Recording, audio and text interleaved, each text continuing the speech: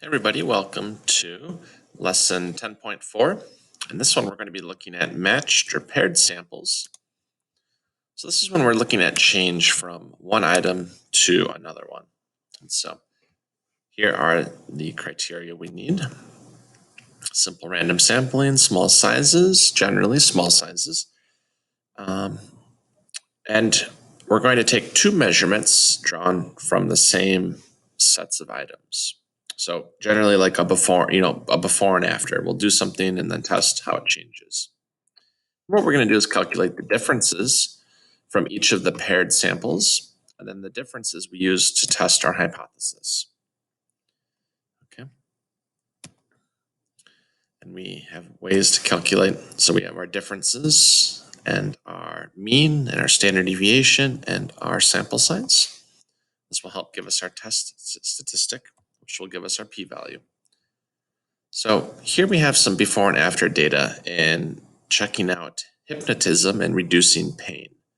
So they have pain before, then they do hypnotism, and they have pain after. So this person went up by a little bit. Down, down, down, down, down, down. Oh, this person went down by a lot. So we want to test, are the sensory measurements or are the pain measurements on average lower after hypnotism test at the 5% significance level? And as I look at this, it looks, I'm pretty convinced, like it's gone down quite a bit. So hopefully it shows that it's significant. So what we do is we put our data into our calculator here. We put it in as group 1 and group 2. We make sure to keep, the before and after data. So for this person A, we keep that together. So 6.6 and 6.8. So those people that's the first one here. The next one is 6.5 and 2.4. So we keep everything together. And the nice part about this calculator is it does it for us, like our other calculators. It will show you your averages and standard deviation for each one. But the main part we care about is the p-value. We want to test this at the 5% level. And we're testing to see if it's lower, so that would be a one-tail test. And unfortunately, this calculator only gives us the two-tail test. So thinking about our two-tail test, it gives us something like this. So to get the one-tail test, we just take half of it. So 0.019, so half of that would be so that's about 2%, so half of that would be about 1%. So we're at about 1% or 0.0095 technically for our p-value. So if we're at about 1% for our p-value and 5% for the significance level, that means we will reject that null hypothesis and we accept the alternative. So there we go. Another one looking at weight training. We want to know if the weightlifting, the bench press or whatever it is, bench press exercise after the class, if it's increased. So they want to see if it, after completing the class, the amount of weight they could lift again was measured. They want to see if it increased it. Does it say increase? Yeah, increased. So a one-tail test. So, went up a lot. Went up a little bit. Went down a little bit, but not too much. Oh, and then went down a little bit. Well, it looks like this class was really effective for player. I don't see too much else that's convincing. P-value here, the two-tail test would be about 43%. So this is a one-tail test, so we take that and divide it by 2.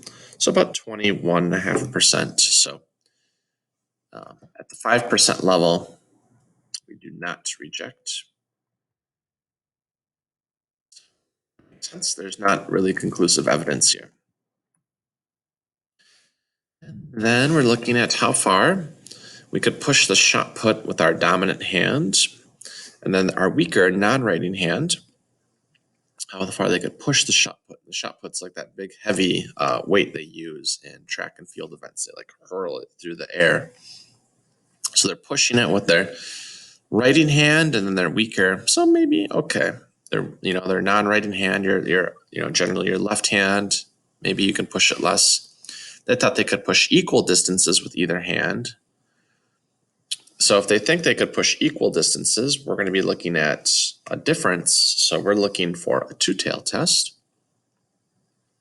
Conduct a hypothesis test to determine whether the mean difference in distances between the child's dominant versus weaker hands is significant. Okay, so we want to see if there's a difference. Let's see, it went down a little bit. Ooh, wow, went down a lot. Down a little, up a little. Ooh, wow. Down, even, and down. Well, student 2 definitely had a lot of change, but the rest, pretty close. Let's see what the data tells us. Okay, so we have about a 3% chance for either side.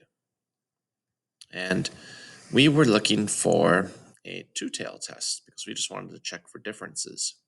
So we need to add these two together. So we get about 7%. So that's what they tell us here. So at the 7% level, we would say there's not sufficient evidence to conclude that there is difference between their dominant hand and then their non-dominant hand. This one's pretty close though. If we did do a one-tail test, it actually would take us there, but we did a two-tail test. So this one has been the closest one we've had with our numbers. All right, so that's matched and paired samples.